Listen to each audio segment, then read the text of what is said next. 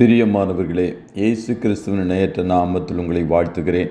இந்த மன்னாற்றுடைய இந்த டெய்லி பாட்காஸ்டை கேட்கிற உங்கள் ஒவ்வொருவரையும் கர்த்தர் ஆசீர்வதிப்பாராக.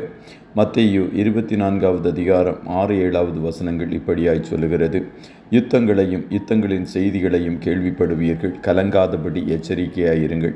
இவைகளெல்லாம் சம்பவிக்க வேண்டியதே, ஆனாலும் முடிவு உடனே வராது. ஜனத்திற்கு விரோதமாய் ஜனமும் ராஜ்யத்திற்கு விரோதமாய் ராஜ்யமும் எழும்பும்.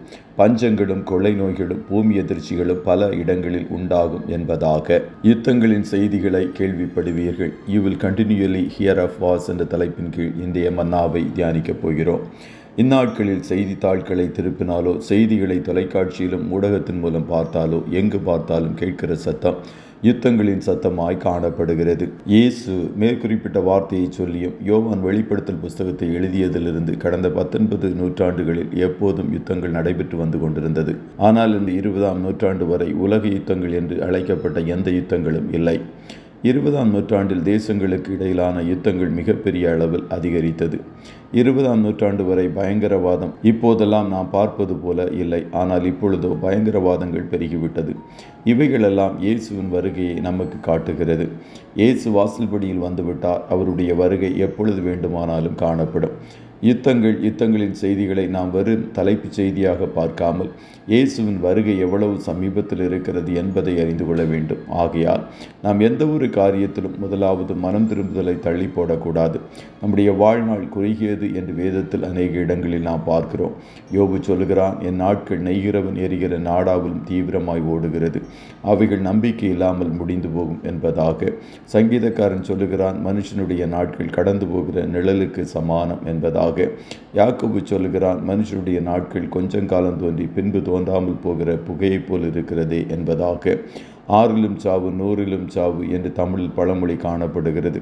வயது சென்ற பிறகே மரணம் வரும் என்ற சூழ்நிலை மாறி திடீர் மரணங்கள் அதிகம் சம்பவிப்பதை இந்நாட்களில் நிலவும் நோய்களும் யுத்தங்களும் பஞ்சங்களும் இயற்கை சீற்றங்களும் நமக்கு காண்பிக்கிறது. சீலோவாவின் கோபுரம் விழுந்து 18 பேர் உடனடியாக மரித்தார்கள் என்று லூக்கா 13:4 கூறுகிறது.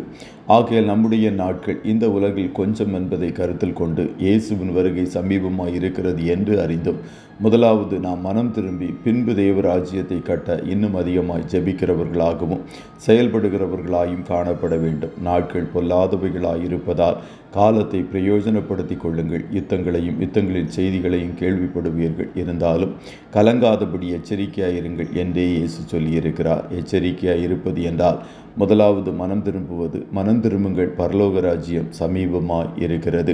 கர்த்தர் தாமே உங்கள் ஒவ்வொருவரையும் ஆசீர்வதிப்பாராக. ஜெபம் செய்வோமா?